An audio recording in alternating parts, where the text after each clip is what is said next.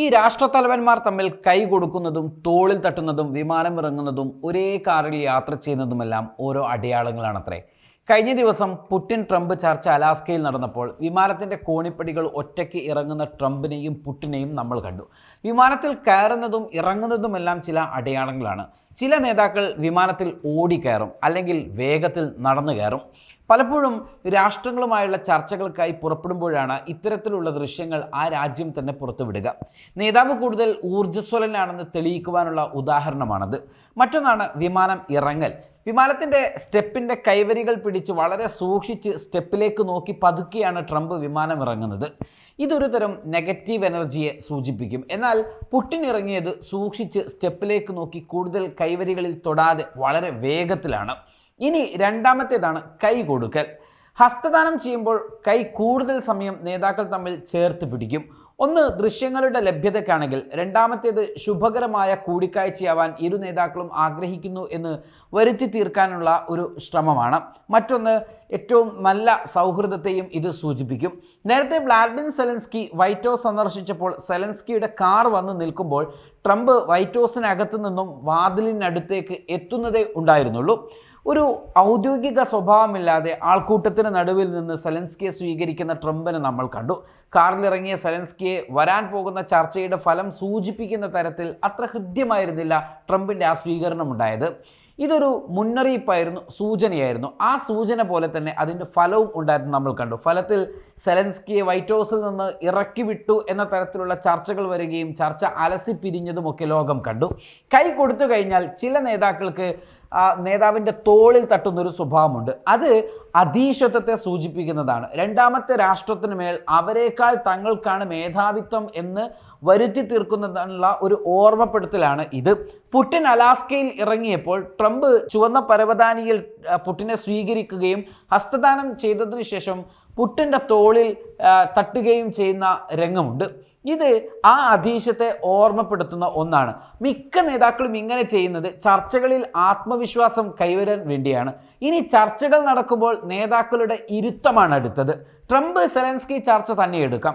Trump വളരെ കോൺഫിഡൻസോടെ ഇരിക്കുമ്പോൾ കൈകൾ പരസ്പരം കെട്ടിയും വിരലുകൾ പരസ്പരം കോർത്തും എല്ലാ ആത്മവിശ്വാസവും തകർന്ന മട്ടിലാണ് സെലൻസ്കി അന്ന് ട്രംപിന് മുമ്പിൽ ഇരുന്നത്. എന്നാൽ ട്രംപ് ആവട്ടെ എല്ലാ കോൺഫിഡൻസോടെയും ഇരുന്നു. ഈ ഇരുത്തത്തിൻ്റെ മർമ്മം അറിയുന്ന ആളായതുകൊണ്ട് പുടിനും ട്രംപും ഒരേ രീതിയിൽ ഇരുന്നതും നമ്മളിവിടെ ശ്രദ്ധിക്കേണ്ടതുണ്ട്. ചിലർ കാലിൽ കാൽ കയറ്റി വെക്കും. ഇതൊരു നല്ല സന്ദേശമല്ല സൂചിപ്പിക്കുന്നത്. ആ ചർച്ചയുടെ ഫലങ്ങൾ അത്ര രസകരമാവില്ല എന്നും പറയപ്പെടുന്നുണ്ട്. എന്നാൽ ഇത് ചില നേതാക്കൾ തമ്മിൽ കൂടുതലായി ഒരു ശൈലിയുടെ ഭാഗമായി മുന്നോട്ട് കൊണ്ടുപോകുന്നവരുമുണ്ട്. പുടിൻ അലാസ്കയിൽ എത്തിയപ്പോൾ തന്നെ അമേരിക്കൻ യുദ്ധവിമാനങ്ങളുടെ ഒരു എയർ ഷോ അവിടെ നടക്കുകയുണ്ടായി. B-2 സ്റ്റെല്ലർ ബോംബുകൾ ഉൾപ്പെടെ ആ ഷോയിലുണ്ടായിരുന്നു. പുടിൻ്റെ തലക്ക് മുകളിലൂടെ വിമാനം പറത്തി പുടിനെ തങ്ങളുടെ അധീശത്വം ഓർമ്മിപ്പിക്കുകയാണ് ഇവിടെ അമേരിക്ക ചെയ്തത്. വിമാനങ്ങൾ പറക്കുന്നതും പുടിൻ ഒരു നിമിഷം അത് നോക്കി നിൽക്കുന്നതും ദൃശ്യത്തിലൂടെ കാണാമായിരുന്നു. മറ്റൊന്നാണ് ചില ചിഹ്നങ്ങൾ പ്രദർശിപ്പിക്കൽ. റഷ്യൻ വിദേശകാര്യമന്ത്രി ചർച്ചകൾക്കായി അലാസ്കയിലെത്തിയപ്പോൾ ധരിച്ച ടീഷർട്ട് ശ്രദ്ധിച്ചോ? CCCP എന്നെഴുതിയ ടീഷർട്ടാണ് ലവ്റോവ് ധരിക്കുന്നത്. ഇതൊരു സൂചനയാണ്.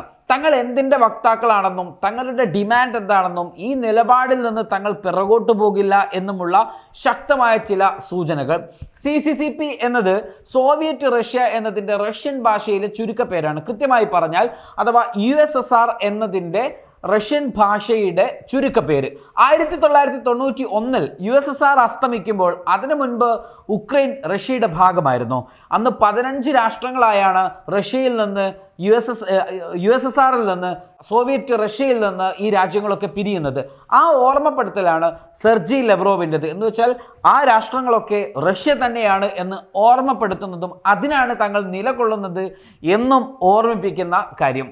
എന്ന് വെച്ചാൽ തങ്ങളുടെ നയം ഇതാണെന്നും ഇതിനായി തങ്ങൾ പരിശ്രമിക്കുന്നു എന്നുമുള്ള ഓർമ്മപ്പെടുത്തൽ.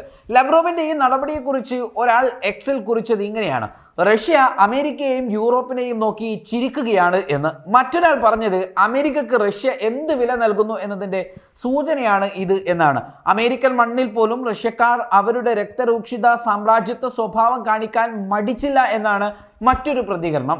ലവ്റോവിൻ്റെ നടപടി യുദ്ധവിമാനം കാണിച്ച് പുടിനെ അധീശത്വം ഓർമ്മിപ്പിച്ച അമേരിക്കയുടെ മുൻപിൽ പോടാ പുല്ലേ എന്ന നിലപാടായി പോയി എന്നാണ് മറ്റൊരു വിലയിരുത്തൽ. അങ്ങനെ പലതരത്തിൽ ഇത്തരത്തിലുള്ള ചർച്ചകൾ നടക്കുന്നതിന് വേണ്ടി നേതാക്കൾ ചില സിംബോളിക് ആയിട്ടുള്ള കാര്യങ്ങൾ കാണിക്കും. അത്തരത്തിലുള്ള ഒന്നാണ് ഈ ഒരു ടീഷർട്ടിൽ UCCP എഴുതി സെർജി ലെവ്റോവിൻ്റെ ഒരു സർജിക്കൽ മുന്നേറ്റം എന്നതും നമ്മൾ കാണേണ്ടതുണ്ട്. താനൊരു അദ്ഭുത പ്രതിഭാസമാണ് എന്ന് തോന്നിപ്പിക്കാൻ ചില സാഹസങ്ങൾക്ക് മുതിരാറുമുണ്ട് ചില നേതാക്കൾ. ആരോഗ്യവാനാണെന്ന് തോന്നിപ്പിക്കാൻ ഗോൾഫ് കളിക്കുന്ന ട്രംപ്, കൊടുങ്കാട്ടിലൂടെ വേട്ട നടത്തുന്ന പുടിൻ, തണുത്തുറഞ്ഞ ജലാശയത്തിൽ കൂടുതൽ സമയം കുളിക്കുകയും അവിടെ ചിലവഴിക്കുകയും ചെയ്യുന്ന പുടിൻ, മയിലിനും മാനിനും ഭക്ഷണം നൽകുന്ന നരേന്ദ്രമോദി, തൻ്റെ സഹപ്രവർത്തകരെ കൊണ്ടും പ്രജകളെ കൊണ്ടും കൈയടിപ്പിക്കുന്ന കിം ജോങ് ഉൻ, അങ്ങനെ പല നേതാക്കളും പല ശൈലിയിൽ ഉള്ളവരാണ്. സംഘർഷ സാധ്യത നിലനിൽക്കുന്ന ഫ്രാൻസ് പോലെ കരുത്തുറ്റ ഒരു രാജ്യത്തെ പുറത്താക്കി അധികാരം കയ്യേന്തിയ ബുർക്കിന ഫാസോയുടെ തലവനാണ് ഇബ്രാഹിം ട്രോറെ. അദ്ദേഹത്തിൻ്റെ ബെൽറ്റിൽ എപ്പോഴും ഒരു കൈത്തോക്ക് കാണാം. ഇത് അദ്ദേഹത്തിൻ്റെ സുരക്ഷയെയും അധീശത്വത്തെയും പോരാട്ട വീര്യത്തെയും ആത്മവിശ്വാസത്തെയും ഒക്കെ സൂചിപ്പിക്കുന്നതാണ്. ആ നാട്ടിൽ ആ ശൈലി അനിവാര്യവുമാണ്. ഇത്തരത്തിൽ പല സൂചനകളുണ്ട് നേതാക്കൾ സമ്മാനിക്കുന്നത്. ഇന്ത്യൻ രാഷ്ട്രീയത്തിലും ചില സൂചനകളുണ്ട്.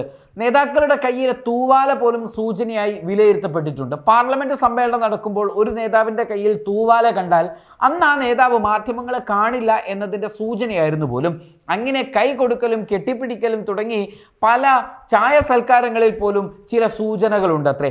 ഏതായാലും ഓരോ കൂടിക്കാഴ്ചകളിലും ഓരോ സൂചനകളുണ്ട്. അവ വ്യത്യസ്ത പ്രദേശങ്ങളെ അപേക്ഷിച്ച് വ്യത്യസ്തമായിരിക്കും എന്ന് മാത്രം.